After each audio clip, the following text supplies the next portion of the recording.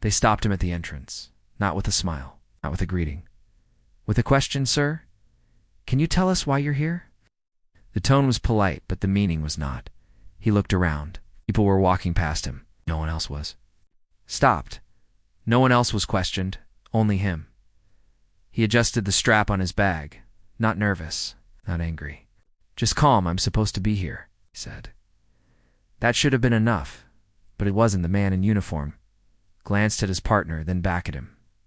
Do you have proof? As the word proof hung in the air. People nearby slowed their steps. A few stopped walking. Eyes turned. Whispers started. He felt it instantly. That familiar weight. That quiet judgment. Not loud, not aggressive.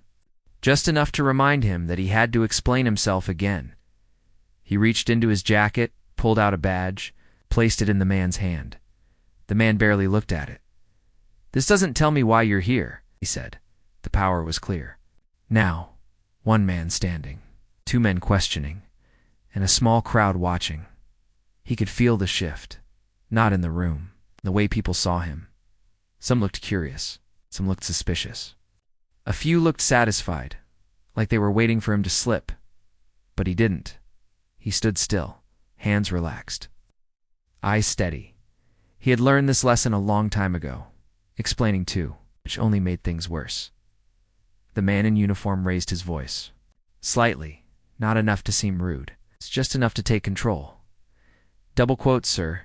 If you can't clearly explain your presence, we'll have to ask you to step aside. Step aside, two simple words, heavy meaning. That's when something changed, not in his face, not in his voice. In his silence, he nodded once. Slow, deliberate, of course, he said. That surprised them. No argument, no anger, no raised voice, just compliance. They led him a few steps away. Still visible, still exposed. Now the crowd had a reason to stare. Someone whispered, "He doesn't look like he belongs here." Another voice replied, they always say, that he heard everything. He always did, but he said nothing, because he knew something they didn't. There was a file not in his hands. Not on his phone, but already in the system. And once someone opened it, this moment would not end the way they expected. Asterisk, they asked him to wait, not in a chair, not in a room, just, they're standing near the wall, close enough to be seen, far enough to feel separate. The man in uniform stepped aside, spoke quietly into his radio. Short words, a careful tone. Yeah, I have someone here, claiming authorized access. Claiming. That word mattered. The people nearby pretended not to listen. They did. Everyone did. Phones stayed in pockets. But eyes stayed locked. He noticed a woman near the doorway, mid-50s, neatly dressed. She watched him with interest, not concern, interest. Like this was entertainment. Another man shook his head, soft laugh, as if the outcome was already clear. He stayed calm, inside. His heart beat steady. Not fast. Not slow. This wasn't his first time. Moments like this had followed him since his 20s. Different buildings, different uniforms, same feeling. The quiet assumption that he didn't belong. A senior officer arrived, taller, older, confident. His shoes were polished, his posture sharp. He didn't look at the crowd. He looked straight at him. You're refusing to explain your purpose, the officer said, refusing. Another word that twisted the truth, I explained.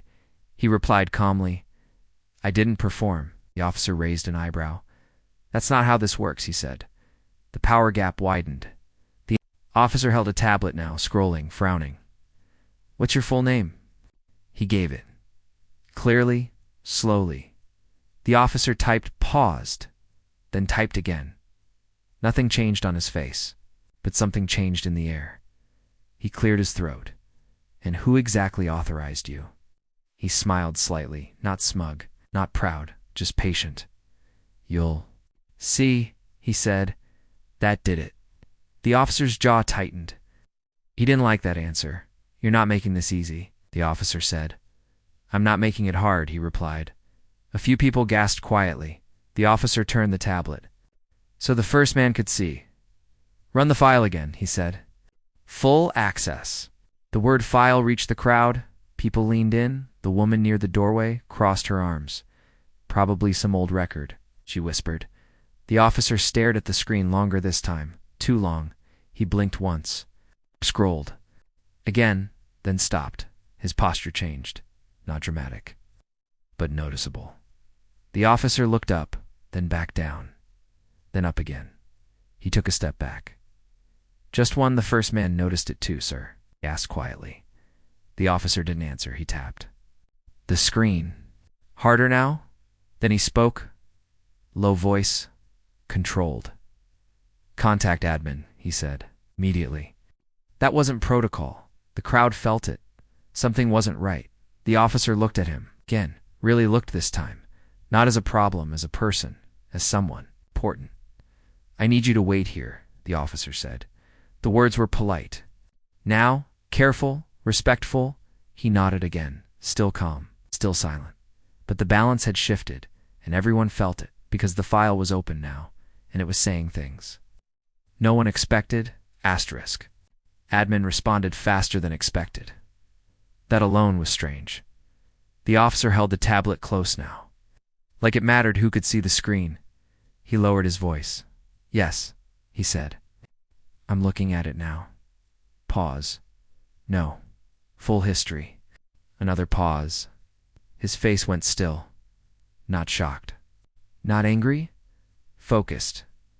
He glanced at the man standing by the wall, then he turned away. The first uniformed man shifted his weight, suddenly unsure. Suddenly quiet. What's going on? He whispered. The officer covered the microphone. Not here, he said. Not like this. The crowd noticed. People always notice when authority gets nervous. The woman near the doorway leaned forward. Her confidence faded. A man in the back muttered, "That's not normal." The officer ended the call. He looked at the tablet one last time, then locked the screen. That small action changed everything. He walked toward him slower than before. Careful steps. His voice was different now. Lower. "Respectful, sir," he said. "There seems to be context." Context. A word used when people realize they missed something important. He nodded. "I assume so." The officer swallowed.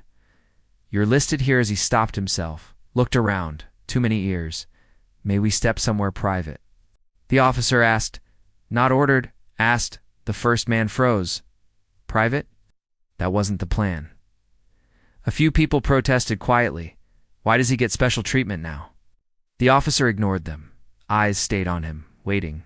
He didn't move right away. He looked at the crowd, at the faces that judged him, at the eyes that doubted him. Then he spoke. "I'm fine right here." The officer hesitated, then nodded. "As you wish." The tablet came back out. The officer turned it slightly. Just enough for the first man to see. Color drained from his face. His mouth opened, then closed. "That's not." He stopped. The officer spoke calmly. "This individual is cleared. Not provisional, not conditional." He scrolled. "His access predates this facility." That sentence hit hard. People exchanged looks. Predates. The officer continued. "His file includes oversight authority, independent review privileges." Silence.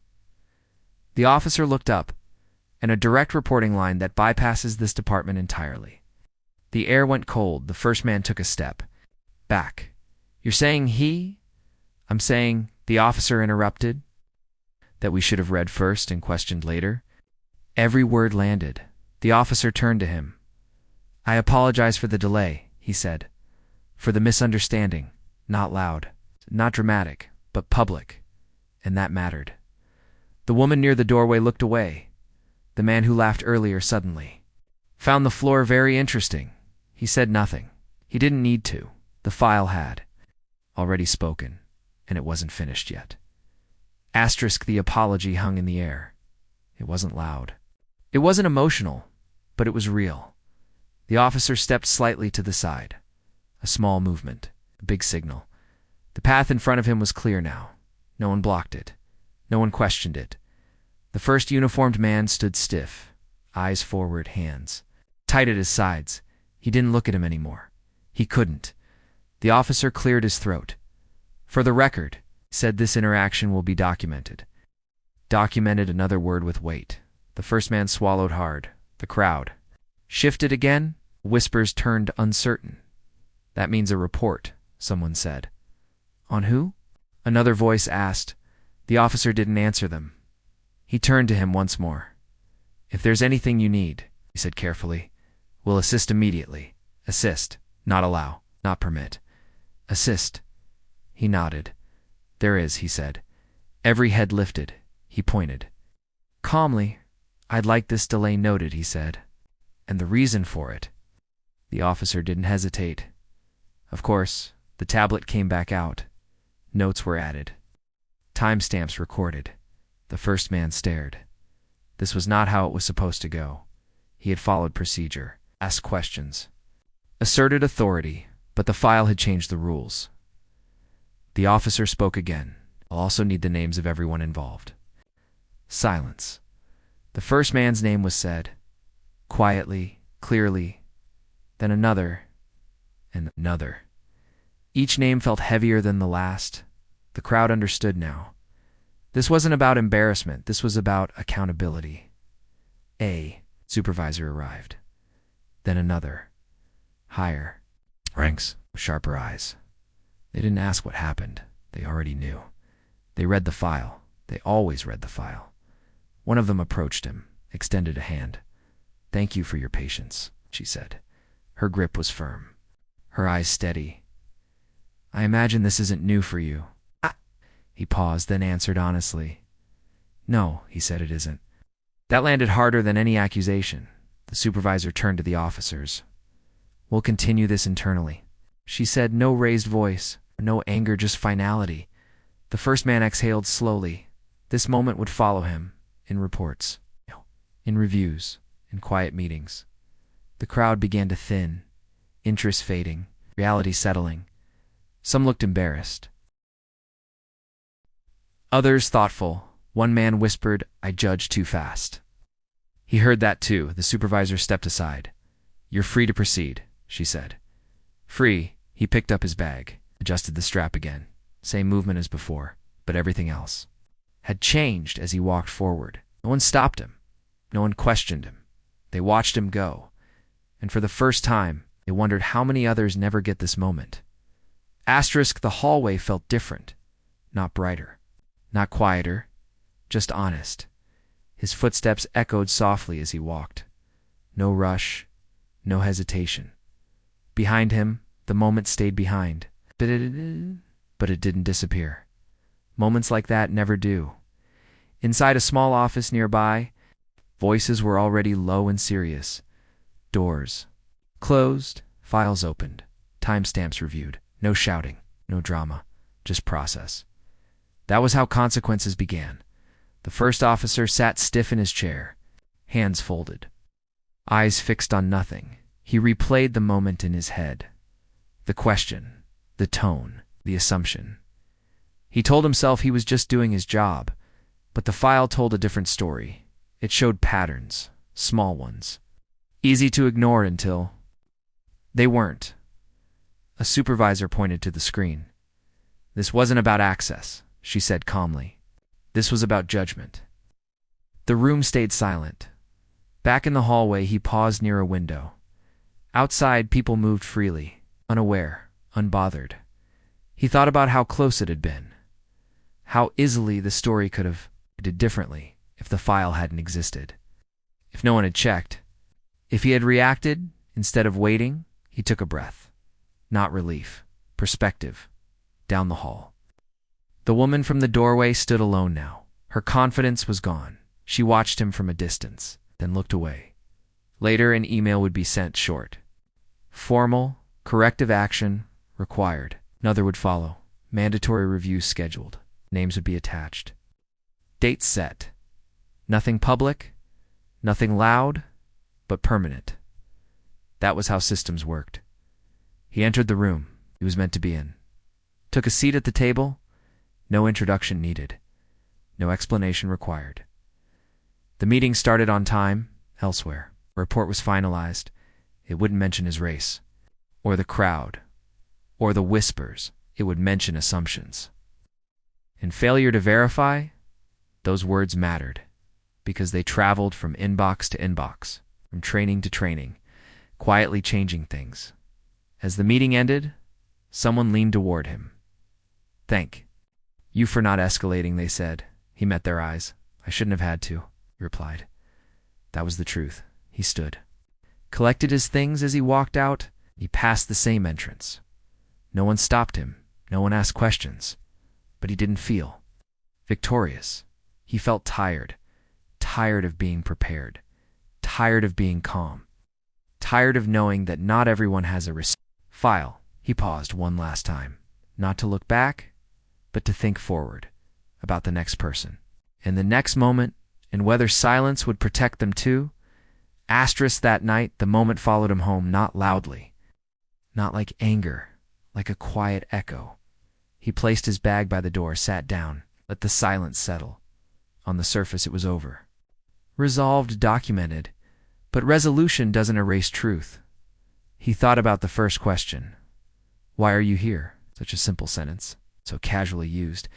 He wondered how many times it had been asked that day. In that building, in others like it, and how many times there was no file to open, no name that carried weight, no authority hiding in a database, just a person, standing alone, explaining their existence. He remembered the faces, the ones who watched, the ones who assumed, the ones who felt safe judging because they believed they were invisible. Most people don't think. They're part of the problem. They think they're neutral. But neutrality doesn't stop bias. It protects it. Somewhere the officer was at home too, sitting at a table, staring at a phone he wasn't reading. He replayed the moment the screen changed, the second his confidence cracked. He told himself again that he followed procedure, but deep down, he knew the truth. Procedure didn't tell him who to question first. That choice came from somewhere else. And now, that place had been exposed. No one would call him a villain. No headline would carry his name. But tomorrow he would walk differently. Speak more carefully. Pause longer. Because once you see it, you can't unsee it. Back in the quiet room, he turned off the light. He didn't feel proud. He didn't feel powerful. He felt aware. Aware that respect should not depend on a file. Aware that dignity should not need proof. Aware that too many people never get the apology he did. And that awareness stayed with him. With them. With anyone. Who understood what really happened that day. Because the real question was never why he was there. The real question is this. How many people are questioned every single day and never get the chance to be believed?